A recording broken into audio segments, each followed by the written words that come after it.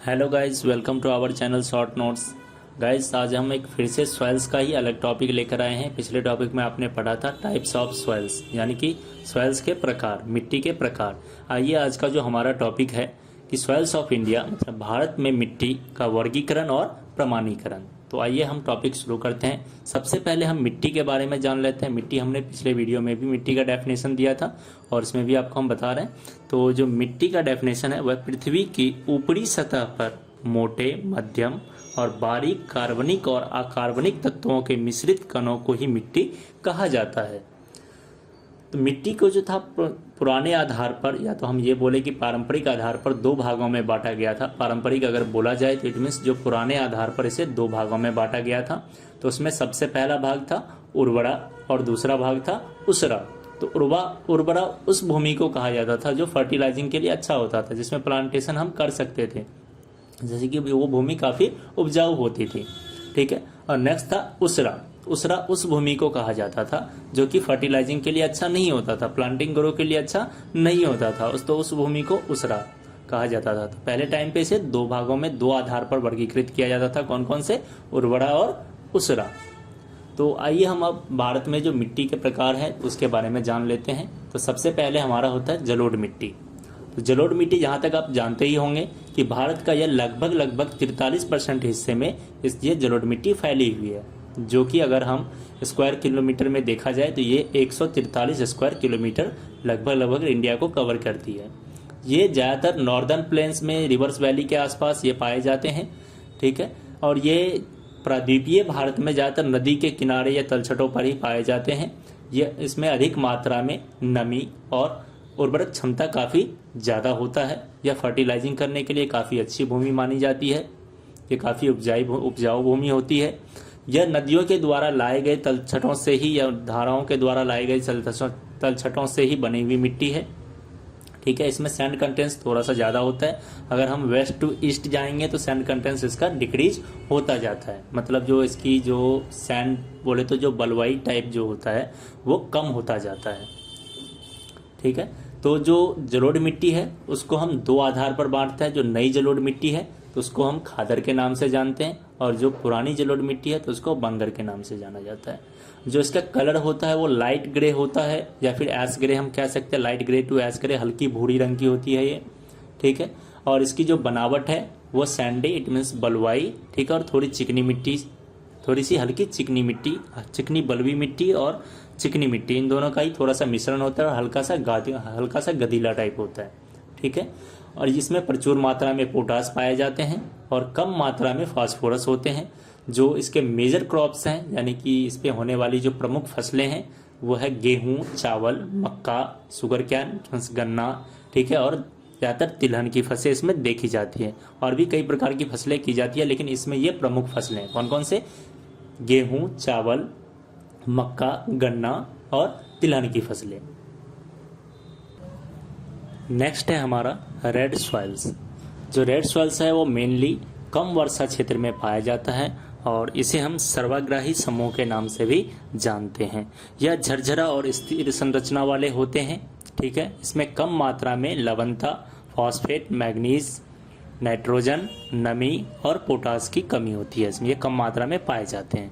इसका जो कलर है वो फॉरिक ऑक्साइड की वजह से लाल होता है और उस पर एक हल्की yellow colour, reddish yellow colour की परत सी बनी हुई होती है। इसका जो बनावट है वो रेतीली से हल्की चिकनी मिट्टी हो सकती है, या तो फिर हल्की रेतीली भूरी मिट्टी हो सकती है। ठीक है।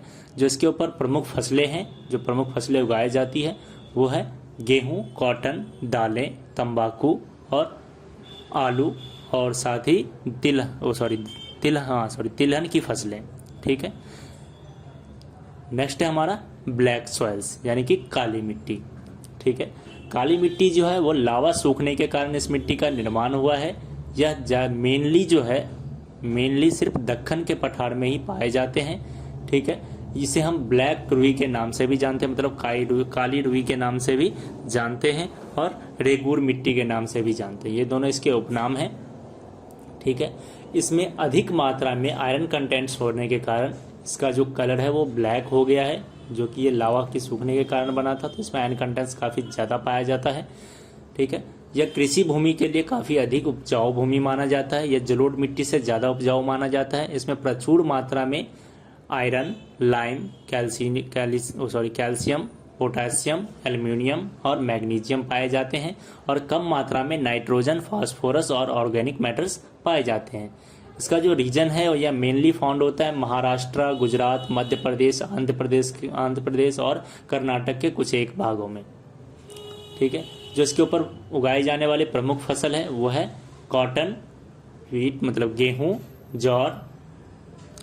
जौर, उसके बाद आपका अलसी, तंबाकू, रेड़ी, सूर्यमुखी और बाजरा, ये इस पर उगाने जाने वाली प्रमुख फसलें हैं। ठीक है, नेक्स्ट है हमारा लेटराइट सॉइल्स। इसका नाम लैटिन भाषा के लेटर शब्द से बना है जिसका मतलब होता है ईंट। ठीक है, यह काफ़ी ज़्यादा सॉफ्ट होता है भीगने के बाद और सूखने के बाद काफ़ी ज़्यादा हार्ड हो जाता है। यह ज़्यादातर उन एरिया में पाया जाता है जहाँ पर तापमान अधिक मात्रा में होते हैं और साथ ही और ज़्यादा वर्षा वाले क्षेत्र में पाए जाते हैं। ठीक है, इसमें ऑर्गेनिक मैटर बहुत जल्दी रिमूव हो जाते हैं टेम्परेचर हाई होने की वजह से, साथ ही बहुत जल्दी नमी भी आ जाती है पेड़ पौधों की वजह से। ठीक है, और ये कम नमी वाली मिट्टी होती है। इसमें प्रचुर मात्रा में आयरन और एल्युमिनियम पाया जाता है। वहीं नाइट्रोजन, पोटासियम और लाइम एंड ह्यूमस कम मात्रा में पाई जाती है। ये कम नमी वाले क्षेत्र होते हैं। ठीक है, इसका जो कलर है वो लाल इसलिए है क्योंकि इसमें आयरन ऑक्साइड काफ़ी प्रचुर मात्रा में आयरन ऑक्साइड के कारण इसका रंग लाल होता है। ठीक है, इसके ऊपर जो मेजर क्रॉप्स हैं, जो प्रमुख फसलें हैं वो है चावल, रगई, शुगर कैन, गन्ने और काजू का पेड़। ठीक है, ये काजू उगाने के लिए बहुत अच्छी भूमि होती है।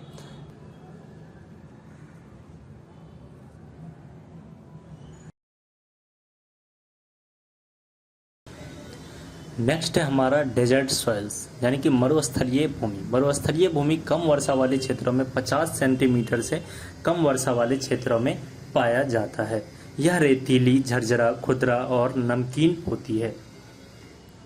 ठीक है, यह अधिक वाष्पीकरण होने के कारण खारा और नमकीन हो जाती है।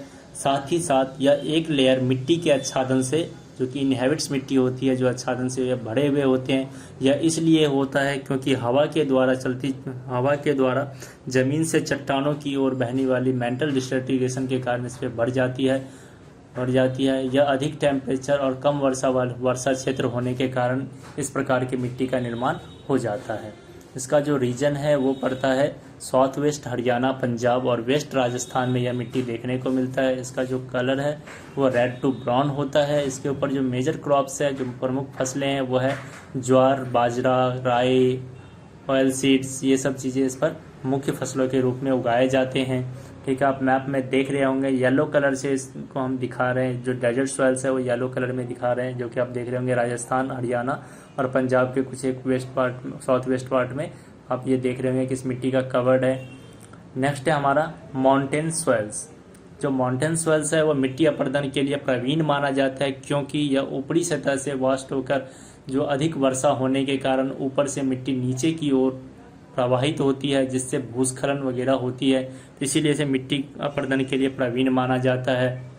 इसके ऊपर हल्की परत मिट्टी की होती है, साथ ही ये कम उपजाऊ भूमि होती है। ठीक है, इसमें पीक, मेडो और फॉरेस्ट हिल ज़्यादा देखने को मिलते हैं। यह इसमें अधिक मात्रा में नमी पाई जाती है, वही कम मात्रा में पोटास और फास्फोरस और लैम देखे जाते हैं। जनरली यह लोमी और शेल्टी होती है घाटी एरिया में, और ऊपरी स्लोप्स यानी कि ऊपरी जो हिल्स होती हैं उस पर यह ज़्यादा कर्सर यानी कि खारा देखा जाता है, खुरदरा देखा जाता है। ऊपरी स्लोप से ज़्यादा खुरदरा होता है ये। इस पे जो यूजफुल्स हुआ है वो है टी, कॉफ़ी, स्पाइसेस यानी कि मसाला, ट्रॉपिकल फ्रूट्स, जो कि ऊपर जो प्रमुख फ्रूट्स है जो कि ऊपरी हिल्स पे होते हैं। जो रीजन्स इसका पड़ता है वो पड़ता है जम्मू कश्मीर, हिमाचल प्रदेश, उत्तरांचल, सिक्किम, असम और अरुणाचल प्रदेश में यह मिट्टी देखने को हमें मिलती है। ठीक है, जैसा कि आप देख रहे होंगे मैप में ये हम दिखा रहे हैं कि किस तरीके से ये ऊपरी स्लोप्स यानी कि जो हमारा पहाड़ी एरिया है, जो मेनली हमारा हिमालय की जो ऊपरी परत पड़ती है उस पर यह मिट्टी हमें देखने को मिलती है। गाइस, तो आज का हमारा टॉपिक यहीं ख़त्म होता है। अगर आपको यह वीडियो पसंद आया है तो लाइक, कमेंट एंड सब्सक्राइब जरूर करें, साथ ही बेल आइकन जरूर दबा लें ताकि हम जो भी आगे वीडियोस लाएंगे वो आप तक तुरंत पहुंच सके। साथ ही अपने दोस्तों में शेयर करना ना भूलें। ठीक है, थैंक यू, धन्यवाद।